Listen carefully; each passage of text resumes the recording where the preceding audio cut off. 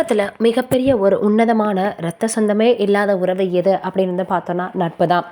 நிறைய நம்ம நட்பை பற்றி பார்த்துருக்குறோம், பழகியிருக்கிறோம், எல்லாமே அனுபவிச்சிருக்கிறோம் அப்படின்னு தான் சொல்லணும். அந்த நட்பை நிச்சயமாக நம்மளால் எந்த சூழ்நிலையும் கைவிட முடியவே முடியாது.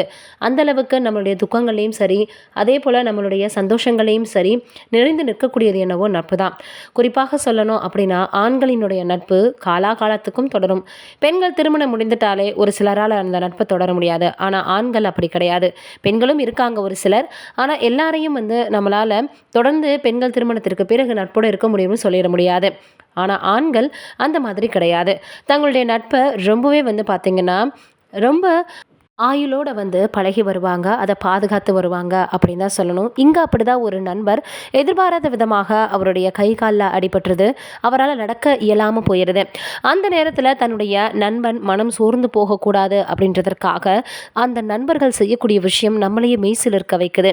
அந்த அளவுக்கு தன்னுடைய நண்பனின் மீது நம்பிக்கையை வச்சுருக்காங்க. தன்னுடைய நண்பன் தன்னம்பிக்கையை எழுந்து விடக்கூடாது அப்படின்றதற்காக தன்னுடைய நண்பனுக்கு பிடித்த விஷயங்களை செய்கிறாங்க. அந்தளவுக்கு அவர் ரொம்பவே என்ஜாய் பண்ணணும். அவருடைய மனது ரொம்ப லேசாகணும்.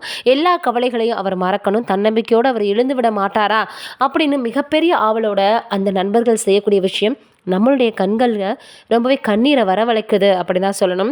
எல்லாருக்கும் இதமான நட்பு கிடைத்து விட முடியாது. கிடைக்கக்கூடியவர்கள் புரிஞ்சுக்கிறது கிடையாது. புரிந்துகிட்டவர்களால் தொடர்ந்து நட்பை பாராட்டி வர முடியாத சூழலும் ஏற்படுது.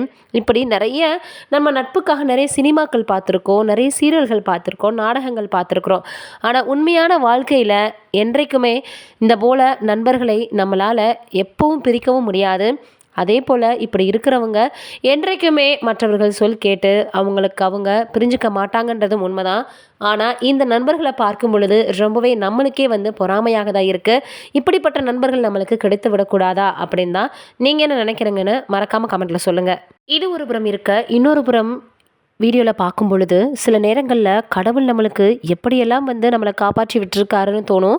அந்தளவுக்கு ஜஸ்ட்டு மிஸ்ஸடா சாமி, யார் செய்த புண்ணியமோன்னு நம்மளே வியந்து பார்க்கக்கூடிய அளவுக்கெல்லாம் சில நேரங்களில் விதிகளை கடந்து வருவோம். அப்படி இங்கே ஒரு மிகப்பெரிய அளவில் ஒரு பெரிய ஆபத்தை தடுத்து நிறுத்தியிருக்கிறாங்க. இயற்கை என்றைக்குமே யாருக்கும் அடிபணியாது. நம்மளால் அடிபணிய வைக்கவும் முடியாது. எந்த நேரத்தில் எந்த மாதிரியான நிகழ்வுகள் அசம்பாவிதங்கள் நம்மளுக்கு நடக்கும் அப்படின்னு சொல்லவும் முடியாது. இயற்கையால் எத்தனையோ பேர் பார்த்திங்கன்னா நல்லா வாழ்ந்துட்டு இருக்கவங்களும் இருக்காங்க. ஆனால் இயற்கையால் அழிந்து போனவர்களும் இருக்காங்க. அதற்கெல்லாம் காரணம் நம்ம பார்த்திங்கன்னா இயற்கை எப்படி அணுகிறோம் அப்படின்னு தான். தேவையில்லாமல் வீடுகளை போய் இயற்கை இருக்கக்கூடிய இடங்களில் ஆக்கிரமித்து நம்ம பார்த்திங்கன்னா வீடு கட்டி வாழ்கிறது. அதே போல் நம்மளுக்கு ஆக்சிஜன் இல்லாமல் நம்மளே அழிச்சுக்கிட்டு வரக்கூடிய மரங்களை வெட்டுறது, இப்படி நிறைய விஷயங்களை நம்ம பண்ணி வந்துட்டு தான் இருக்கோம்.